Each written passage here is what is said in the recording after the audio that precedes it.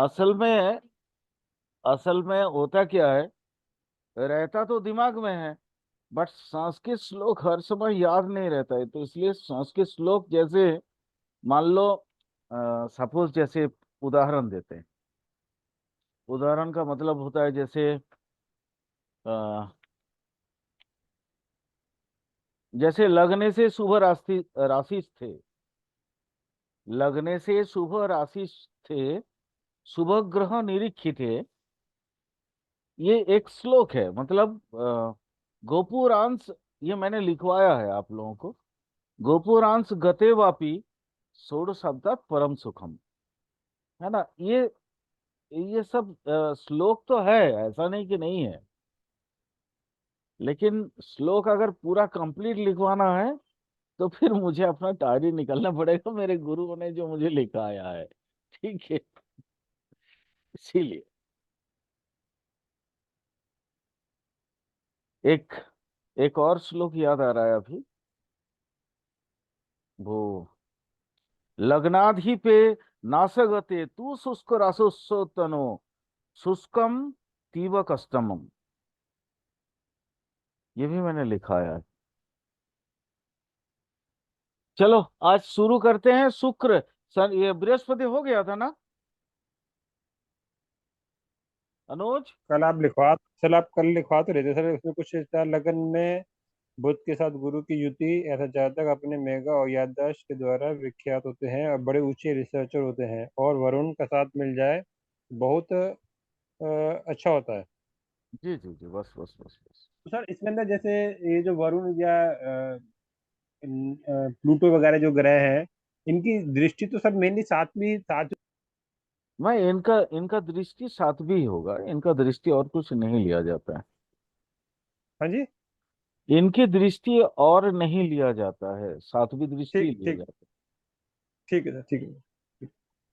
है। एक दो तो छूट गया था शायद। अच्छा, वो मैंने बुध के साथ इसका बता दिया ना पूरा। शुक्र के साथ बताया क्या? रजो सत्तो गुणों संपन्न, वो बताया क्या? हाँ सर, क्या क्या चीज बताई सर आपने? सूर्य के बृहस्पति सर आपने इसमें। बृहस्पति और शुक्र अगर युति कर ले तो कैसा होगा? बृहस्पति और शुक्र। हम्म। नहीं सर, नहीं बताया सर आपने।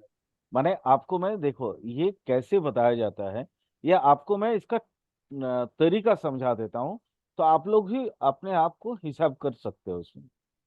कैसे होता है कि लग्न में मानो शुक्र और बृहस्पति दोनों युति बना के बैठे हो, तो इसमें क्या है, शुक्र का आएगा पूरा और बृहस्पति का पूरा आएगा।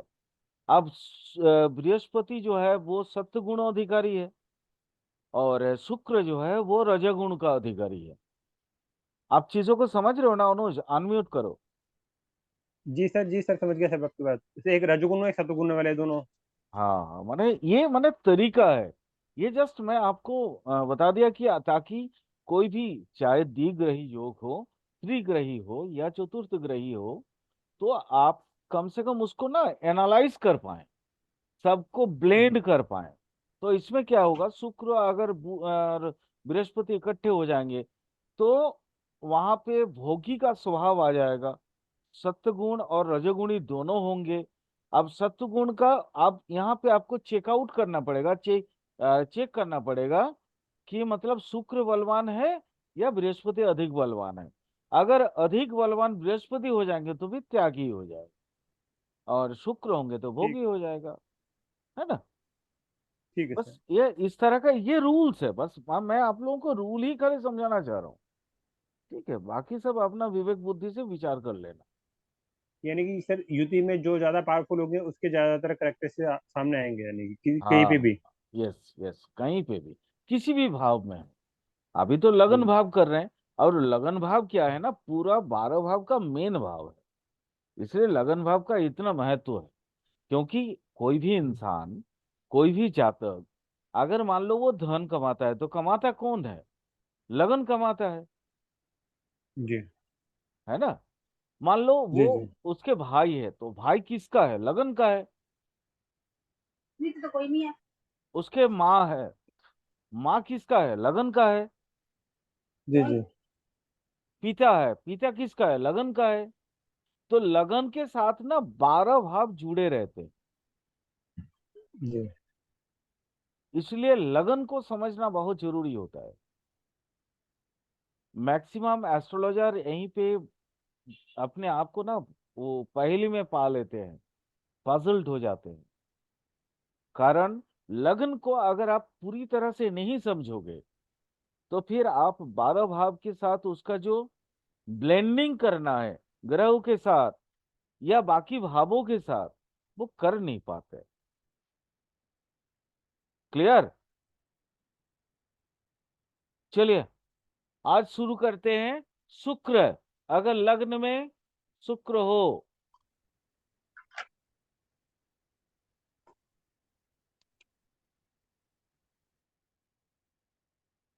लग्न में अगर शुक्र हो तो जातक सौंदर्य प्रिय होता है, क्योंकि शुक्र का कारकत्व है सुंदरता। चीजों को समझो, मैं कैसे लिखवा रहा हूं, कैसे बता रहा हूं आप लोगों को। मैं कारकत्व को ही ले रहा हूं, उसके बाद जब ज्योति बताता हूं तो ज्योति का भी उसमें ब्लेंड करके मैं आप लोगों को बता रहा हूं। चलो लिखो। शुक्र अगर लग्न में हो तो जातक देखने में सुंदर होगा,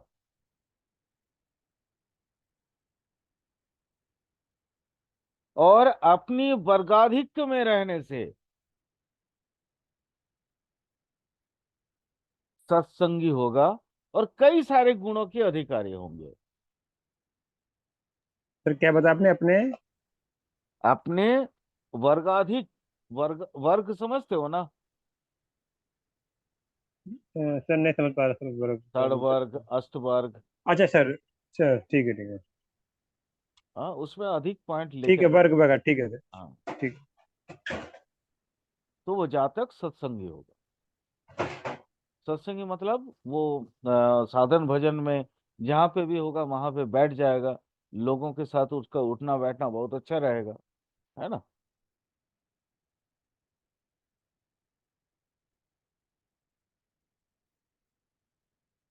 मैंने एक एक क्लास किया था प्लूरेलिटी, याद होगा, आपने देखा है क्या अनुज? सर वो जो केपी वाली करी थी सर आपने, हाँ हाँ हाँ। जिसमें वो काफी संबंध बनाता है या फिर शुक्र का काफी चक्कर होता संबंध, है सर? यस। अगर जी। लग्न तो शुक्र हो और शुक्र अगर अपने वर्ग में अधिक पॉइंट लेके बैठा हो तो ऐसे जातक बहु नारियों से संपर्क बनाता है, कई नारियों से, अनेकों नारी से।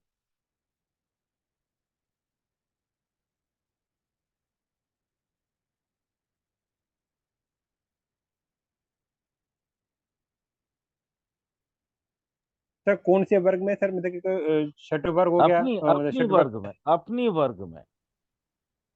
वो जैसे देखो, अगर कोई भी, सारे वर्ग होते हैं, 10 वर्ग, 60 वर्ग, अष्टवर्ग, हाँ जी। ठीक है, वो रहेगा नवांश अप वगैरह। नवांश में भी अपनी ही नवांशगत हो जाए। और अब माने जैसे मान लो उसमें अगर वो वर्गोत्तम हो जाए, पारिजात वर्ग हो जाए, ये सारे वर्ग माने वो नवांश में भी अगर अपनी ही वर्ग में आ जाए।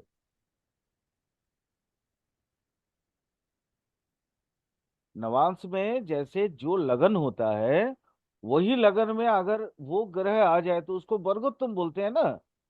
तो वैसे ही अपनी ही वर्ग में आ जाए तो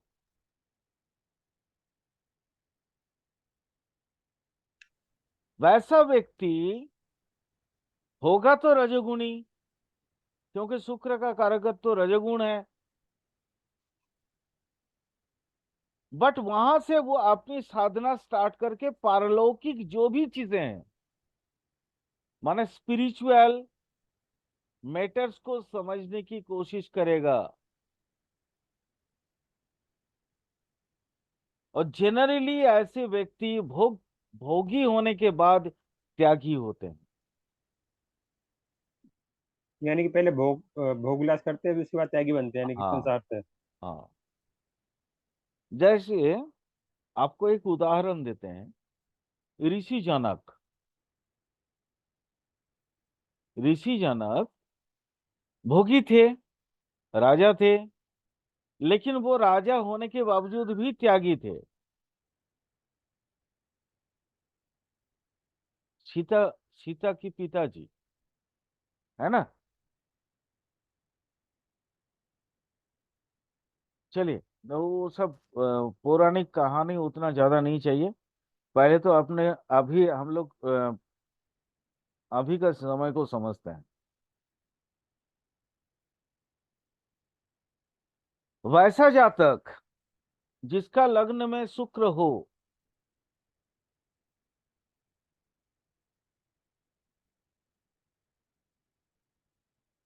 वो कवि, कविता, काव्य, हास्य काव्य, शास्त्र वाक्य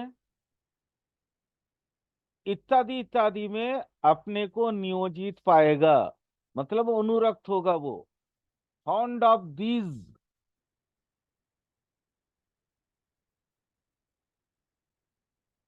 धार्मिक होगा, और वो बहुत अच्छा यज्ञ क्रिया कर पाएगा।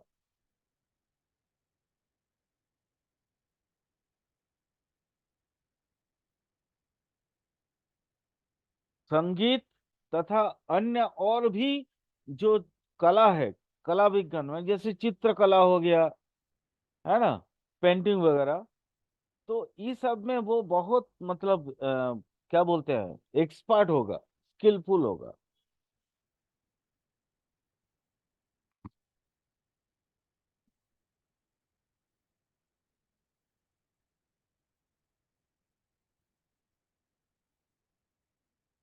अगर शुक्र निर्बल होकर या पाप पीड़ित होकर, पाप ग्रह के साथ युति या पाप ग्रह का दृष्टि में आया और लग्नस्थ हो जाए, लग्न में बैठा हो,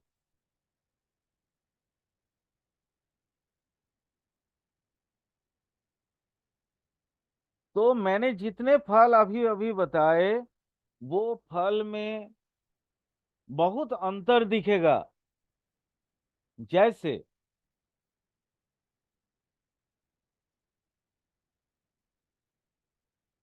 जैसे निर्बली शुक्र के प्रभाव में भी रह के जातक संगीत में, कला में, साहित्य में अपना नाम कमा सकता है। बट उसमें भी वो स्त्री संसर्ग के लिए, स्त्री संपर्क के लिए आतुर बना रहता है,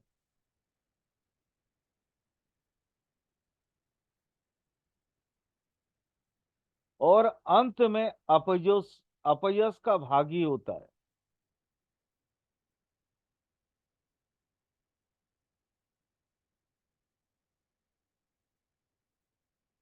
अनेकों नारी, अनेकों स्त्रियों से संपर्क करने के बावजूद भी वो अतृप्त ही रहता है। ये पाप पीड़ित या निर्बल, निर्बली शुक्र का लग्नगत होने की भाव फल।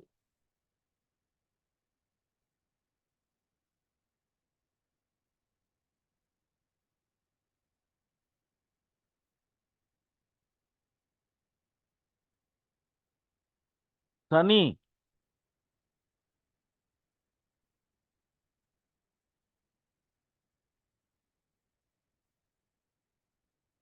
अगर शनि लग्न में बैठा हो,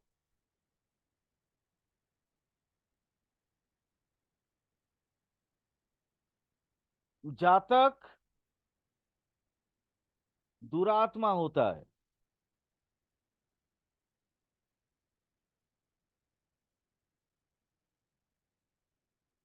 वो अगर धनी भी होगा, तब भी उसको विषय आशय की लालच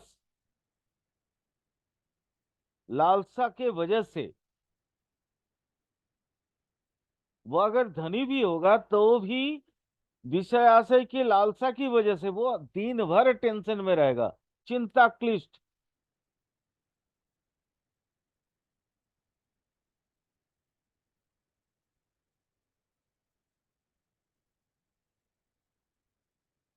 वो उसको सिर्फ और सिर्फ निजी हित दिखेगा, और जहां निजी हित है,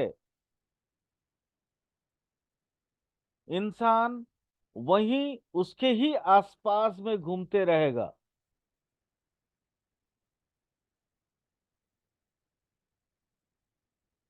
वो इतना जड़ बुद्धि संपन्न होता है, जैसे मानो दूरदृष्टता उसके पास है ही नहीं।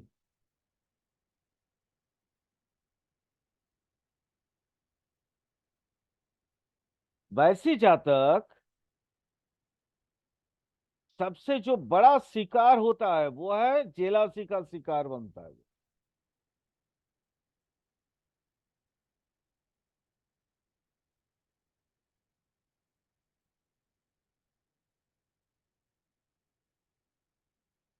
जिस ये जेलासी की वजह से वो दूसरे की तरक्की कभी नहीं देख पाता।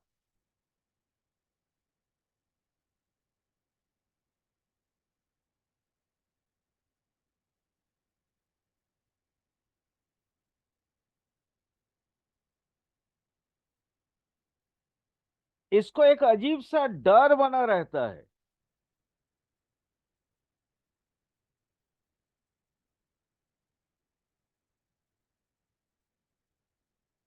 कोई मुझसे आगे तो नहीं बढ़ गया, इस तरह का डर।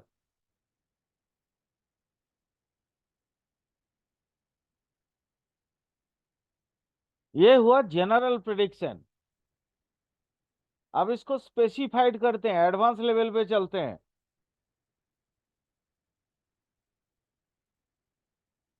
सर शुक्र का तो पहले खत्म हो गया था सर, ये आप शनि के लिखवा रहे हैं आपका का हाँ सारा। हाँ हाँ, शुक्र का कब का खत्म कर दिया। ठीक, इस आंसर में लिख लिया। शनि का एडवांस लेवल की बात कर रहा हूं। ठीक। लग्न में बैठा शनि,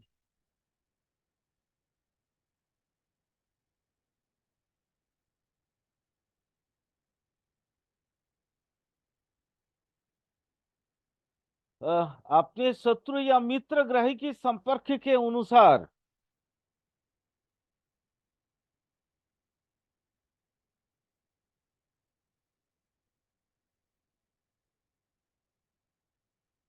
अपना फल देता है। माने कभी शुभ फल भी दे सकता है, कभी वो पाप फल भी दे सकता है, बट ग्रह मैत्री चक्र देख लेना।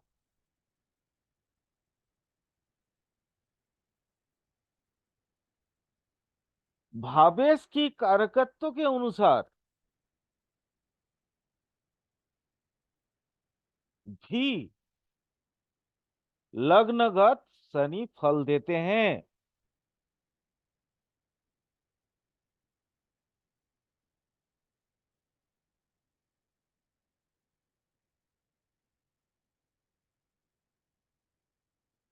Next line. शुभ ग्रह की दृष्टि में आए हुए लग्नस्थ शनि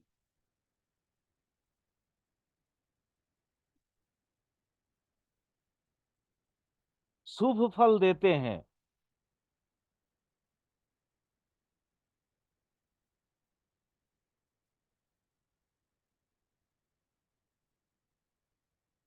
पर लग्न में बैठा शनि अगर पाप ग्रह की दृष्टि में आ जाए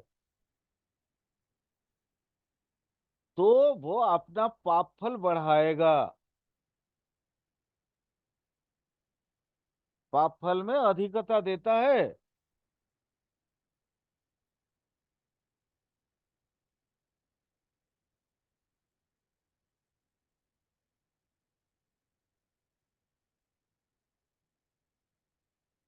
रूल शनि का ही एडवांस लेवल का रूल, नेक्स्ट रूल बता रहा हूं। स्टार मार्क करो, स्टार मार्क करके लिखो। ये बहुत इंपॉर्टेंट रूल है, क्योंकि वे स्पेसिफाइड कर रहा हूं राशि के हिसाब से। तुला राशि मतलब तुला लग्न, धनु राशि यानी धनु लग्न, और मीन राशि यानी मीन लग्न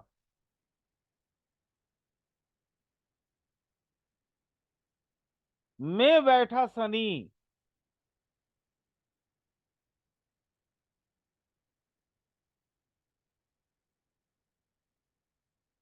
जातक को राजा बनाता है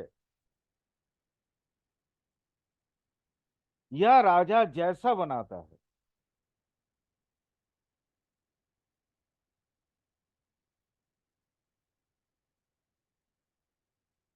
तुला धनु और मीन राशि, मीन राशि में अगर लग्न पड़े और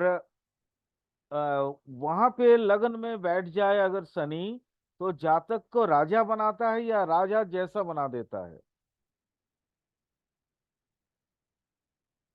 वैसा जातक बड़े ही भाग्यशाली होते हैं।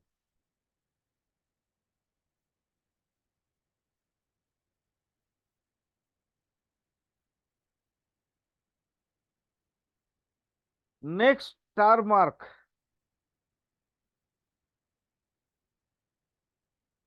शनि अपनी मूल त्रिकोण में स्वक्षेत्र में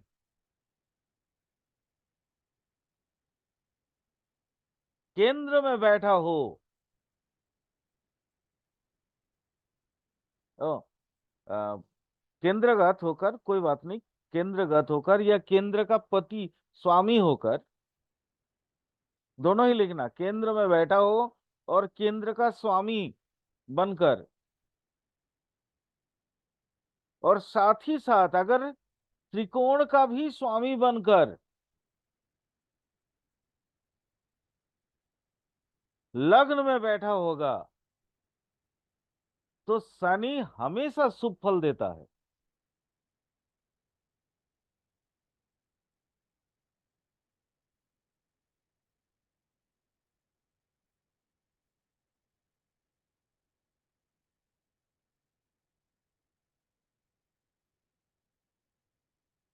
हाँ, बाकी बाकी इसमें याद रखना, नोट कर लेना, नोट्स मतलब खास तौर पे जो चीजों पे देखना है, ध्यान देना है।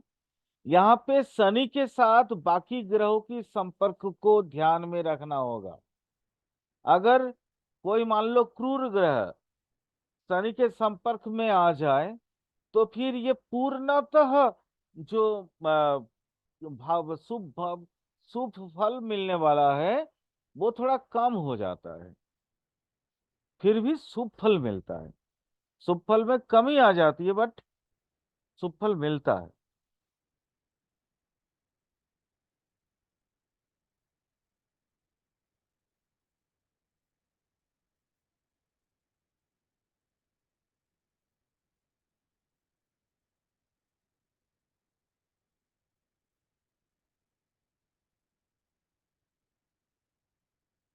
Next star mark.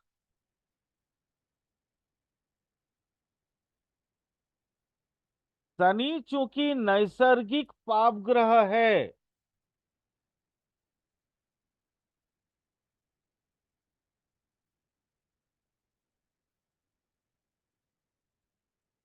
अतः भावेश बनकर अगर वो बलि भी होता है,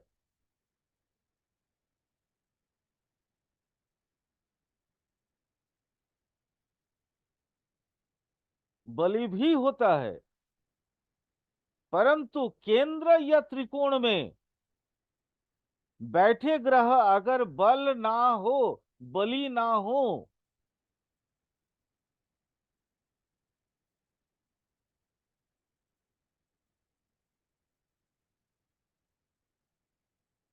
तो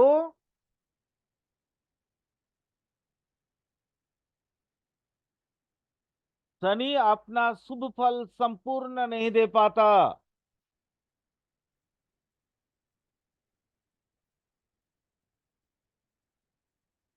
कुछ ना कुछ अशुभ फल देगा ही देगा।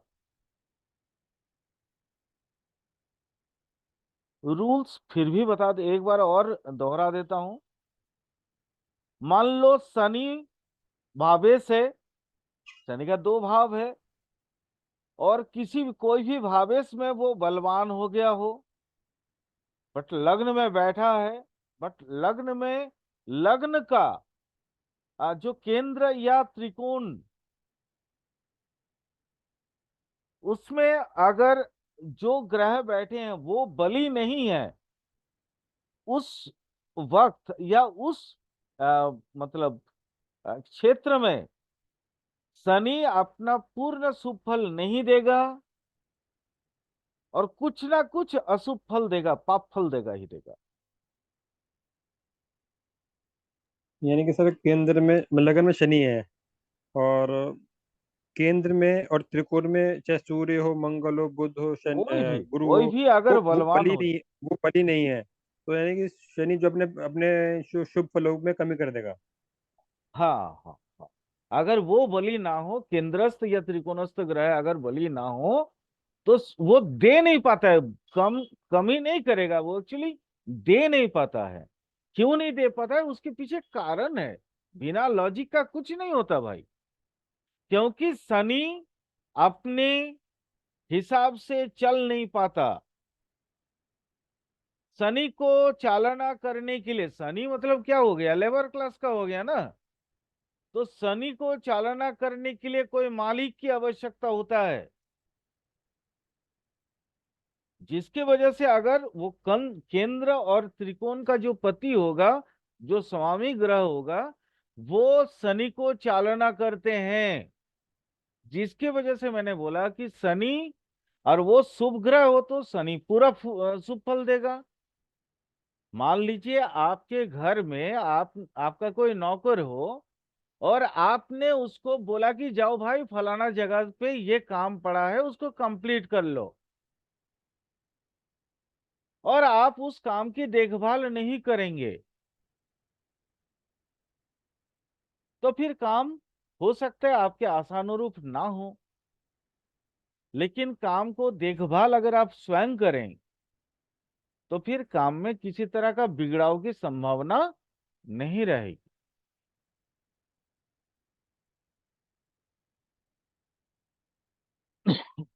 समझ में आया क्यों बोला मैंने? ठीक है सर। ठीक।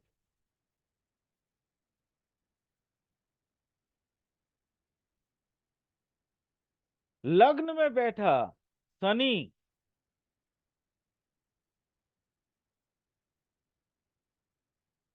वात कारक होता है।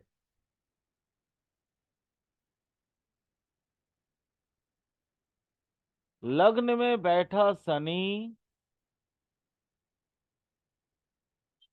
वात कारक होता है। साथ ही साथ वो निद्राहीन भी बनाता है, अनिद्रा का योग, इंसोमिया।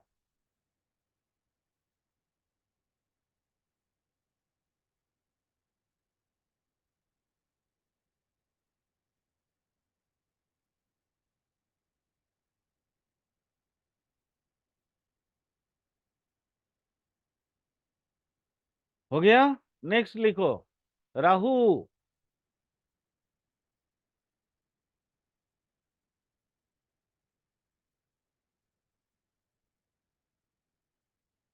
लग्न में अगर राहु हो तो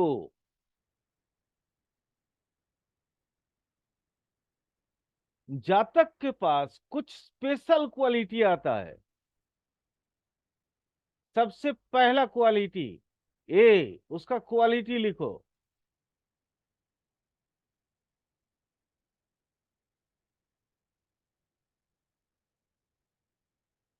वो येन केन प्रकारेण अपने शत्रु से जय पाता है, विजय होता है। या शत्रुहंता या शत्रुजयी आप इसको बोल सकते हैं, येन केन प्रकारेण।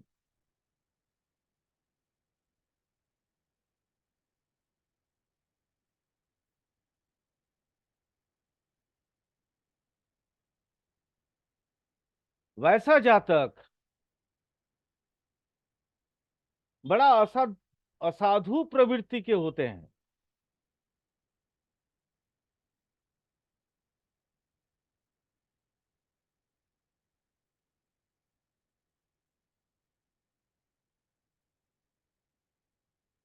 निजी कुटुंब को वो ठगते भी हैं।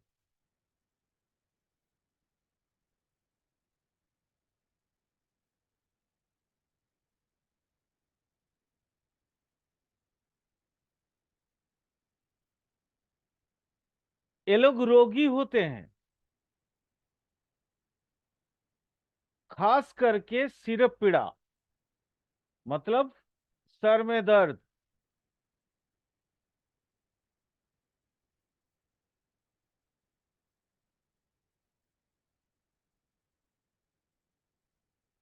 इनकी काम वासना बहुत अधिक।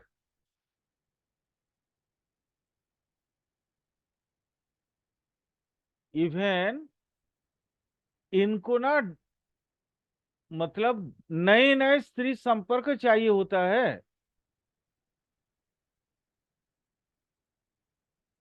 डेली का।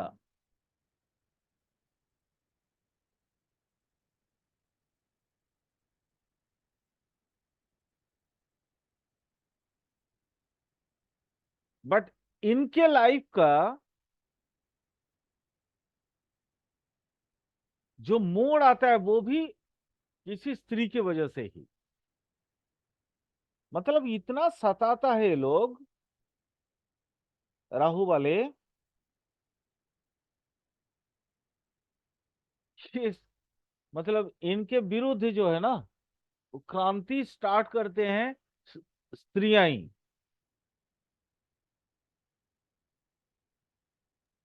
मतलब विनाश का कारक स्त्री बनते हैं यानी हाँ, कि। विनाश का कारण बनती है।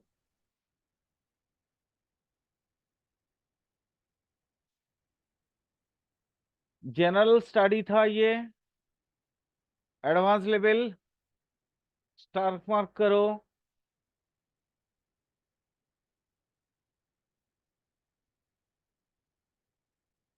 मेष, कर्क और सिंह लग्न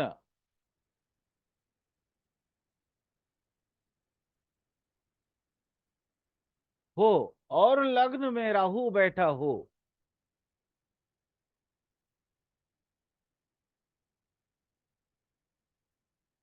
वैसा राहु जातक को बहुत माने सोना चांदी इस तरह का बड़ा बड़ा मूल्यवान संपत्ति देता है।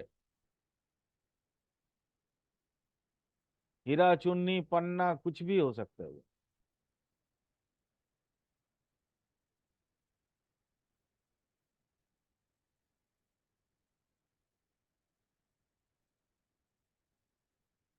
स्टार मार्क 2,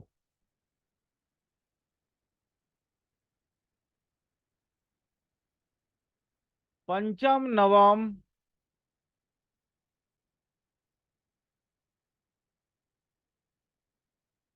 अथवा चतुर्थ दशम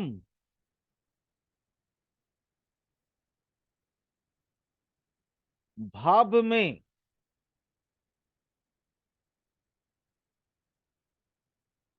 शुभ ग्रह बैठा हो और बली हो। पंचम नवम अथवा चतुर्थ दशम भाव में शुभ ग्रह हो और बली हो, वो शुभ ग्रह बली हो,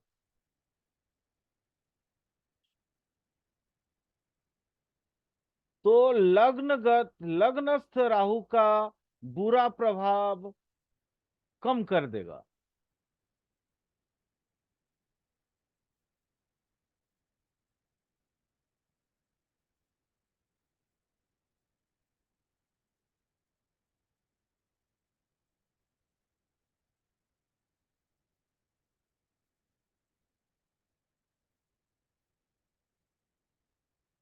शार्क मार्क 3,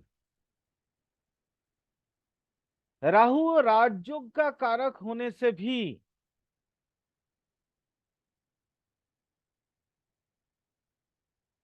नैसर्गिक पाप पाप ग्रह होने की वजह से परपीड़न के माध्यम से राजयोग का फल लेगा।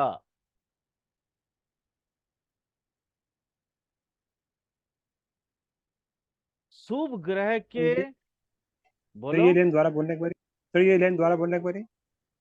राहु राजयोग कारक होने के बावजूद भी चूंकि नैसर्गिक पाप फल है, ये पाप फल देने वाला ग्रह है, इसलिए ये दूसरे को उत्पीड़न करके ही अपना राजयोग का कारक यानी संपदा इत्यादि इकट्ठा करेगा।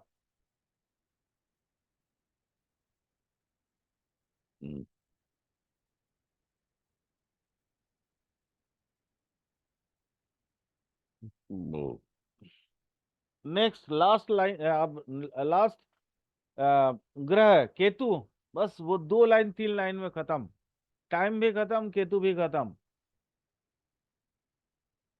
केतु अगर लग्न में बैठा हो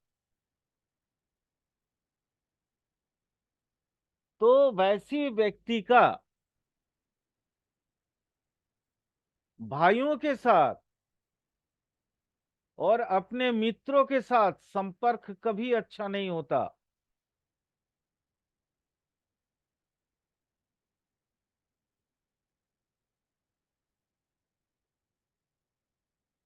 वैसे जातक चोर डकैतों से हमेशा डरा रहता है।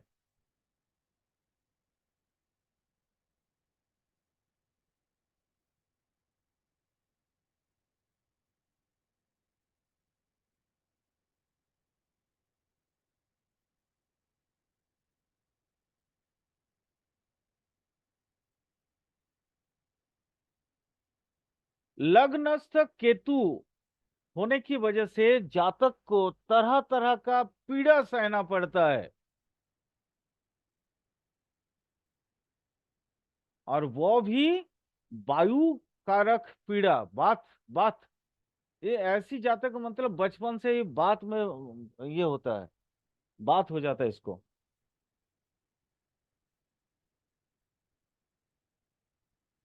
इसमें खाली एक लास्ट लाइन नोट कर लेना, तुला मकर और कुंभ लग्न में केतु हो तो वो अच्छा होता है।